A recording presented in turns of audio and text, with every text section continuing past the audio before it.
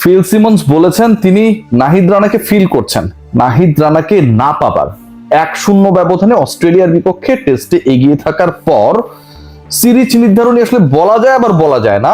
মাকাই টেস্টে নাহিদ রানার না থাকা, ইনজুরিতে পড়া বাংলাদেশ দলের তাকে মিস করাটা খুব স্বাভাবিক। এখন নাহিদ রানার এই প্রসঙ্গ যখন হেড কোচ তুলেছেন, ঠিক তখন পেস ডিপার্টমেন্টে শরীফুল ইসলাম তার খেলাটা প্রায় নিশ্চিত, মানে সব ঠিক থাকলে গ্রেট ব্যারিয়ার রিফ অ্যারেনায় আমি সকালে যে আলোচনাটা করেছিলাম শরীফুল মোটামুটি খেলছেন, এটা কনফার্ম। ডিসকাশনের পয়েন্ট যেটা যে আসলে পরিবর্তন কতগুলো বাংলাদেশ দল, শরীফুল যদি ইনক্লুড হন তাহলে কাউকে না কাউকে বসতে হবে। শরীফুল যদি ইনক্লুড হন তাহলে কি সেই বসে থাকা ক্রিকেটার বা যাকে উইনিং কম্বিনেশন ভাঙার মাধ্যমে দল থেকে বাইরে রাখা হবে তিনি কি স্পিনার? মিরাজ এবং তাইজুলের কেউ? মিরাজের হবার সম্ভাবনা নেই। তাইজুল ইসলাম নাকি অপর 3 পেসারের কেউ? অপর 3 পেসারের মধ্যে হাসান মাহমুদকে আপনি মানে স্বপ্নেও বাদ দেবেন না। তাহলে বাকি থাকলো এবাদত এবং তাসকিন আহমেদ। এই দুজনের একজন বাদ পড়ছেন নাকি তাইজুল বাদ পড়ছেন? বাংলাদেশ কি 4 পেসার নিয়ে খেলছে নাকি 3 পেসার নিয়ে খেলবেন?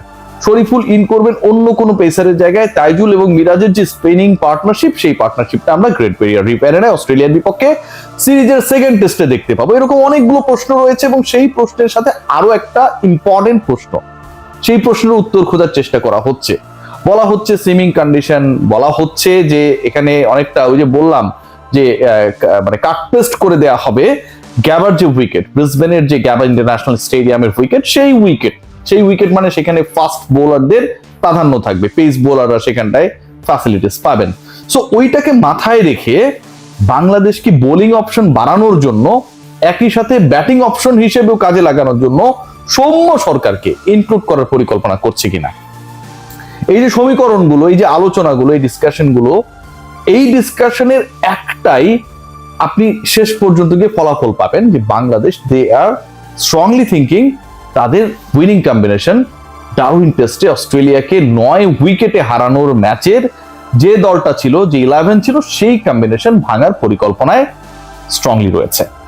Let's discuss about Shoriful's inclusion. দেখুন, শরীফুলকে খেলানোর বা শরীফুলকে ইনক্লুড করার দুইটা ইম্পর্টেন্ট রিজন রয়েছে। 1 নাম্বার পয়েন্ট যেটা হচ্ছে শরীফুল যেহেতু বাঁহাতি লেফটি পেসার এবং স্কোয়াডে বাঁহাতি পেসার, তিনি শরীফুলকে খেলালে একটা বৈচিত্র্য অ্যাড হয় বাংলাদেশের পেস ডিপার্টমেন্টে। অলরেডি বাংলাদেশের পেস ডিপার্টমেন্ট অস্ট্রেলিয়ান ব্যাটারদেরকে কঠিন পরীক্ষায় ফেলেছিল, আপনারা সেটা দেখেছেন। প্রথম ইনিংসে 10 উইকেটে 10টাই হাসান মাহমুদ, তাসকিন এবং এবাদত নিয়েছিলেন। সো এটা একটা।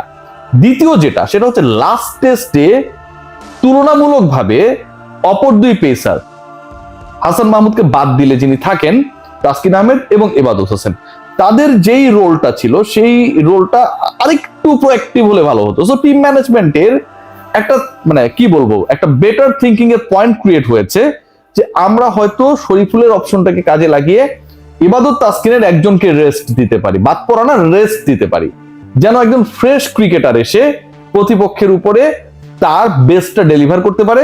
আবার একই সাথে Ebadot and Taskin along with Hasan Mahmud, তাদেরকে নিয়ে প্রচুর research already done.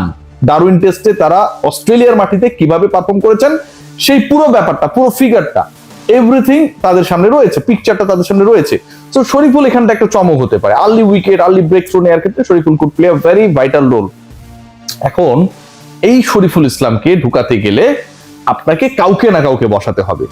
Initial discussion যেটা বাংলাদেশ 4 জন পেসার নিয়ে খেলবে, খেলার সম্ভাবনা রয়েছে, ডিসকাশন রয়েছে, এবং এই ডিসকাশনকে আরো বেশি উস্কে দিয়েছে আজকে সারাদিন অস্ট্রেলিয়ার ব্যাটাররা যখন প্র্যাকটিস করছিল, দূর থেকে বাংলাদেশি সাংবাদিক যারা ছিলেন তারা গ্রেট ব্যারিয়ার রিফ অ্যারেনার যে উইকেট, সেন্টার উইকেট, সেই উইকেটকে দেখেছেন মানে খুব বেশি গ্রাসি টাইপের না, বাট পরবর্তীতে আসলে তো গ্রাস চিটা টিটা দিয়ে অনেক কিছু করা হয়।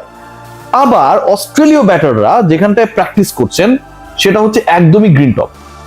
এই যে ঘটনাটা, মানে আপনি যে উইকেটে খেলবেন সেটা এখন পর্যন্ত সেই গ্রিনিশ চেহারায় নেই, বাট ওই খেলার আগে যে প্রিপারেশনটা নিচ্ছে স্পেশালি অজিসরা, তারা হচ্ছে টোটাল গ্রিন উইকেটের মধ্যে প্রিপারেশন নিচ্ছে। সো ওই যে প্রিপারেশন এবং সেটার অনুবাদ যদি মূল ম্যাচে হয়, তার মানে আপনি গ্রিন উইকেটেই খেলবেন, এবং সেটা করতে গিয়ে 4 পেসার যদি বাংলাদেশ নেয় তাহলে কনফার্ম তাইজুল ইসলাম বাদ পড়ছে। প্রিভিয়াস হিস্ট্রি যদি দেখা হয়, লাবুশেন স্পিনার, তিনিও এখানটায় শর্টার ফরম্যাটের ক্রিকেটে খুবই ইফেক্টিভ ছিলেন, ওই জিনিসটাও মাথায় রাখতে হচ্ছে, কারণ ওই ব্রিসবেনের গ্যাবা আর ম্যাকাই এই দুইটার মধ্যে একটা পার্থক্যের জায়গা রয়েছে, স্থানগত পার্থক্যের জায়গা রয়েছে, ওয়েদারগত পার্থক্যের জায়গা রয়েছে। তো ওই জায়গাটায় আসলে বাংলাদেশ কি সত্যি সত্যি তাইজুলকে বসিয়ে ফেলবে, শরীফুলকে নিয়ে 4 pacer খেলাবে?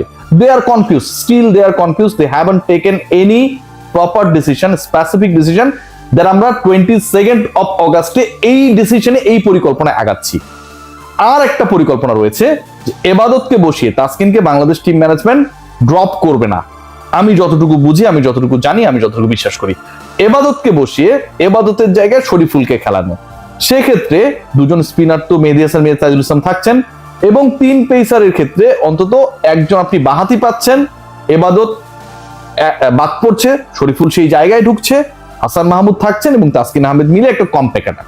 What about Soumya Sarkar? Soumya Sarkar কি বাংলাদেশ টিম ম্যানেজমেন্ট আসলে খেলানোর মতো, মানে এই জুয়াটা খেলবেন কিনা?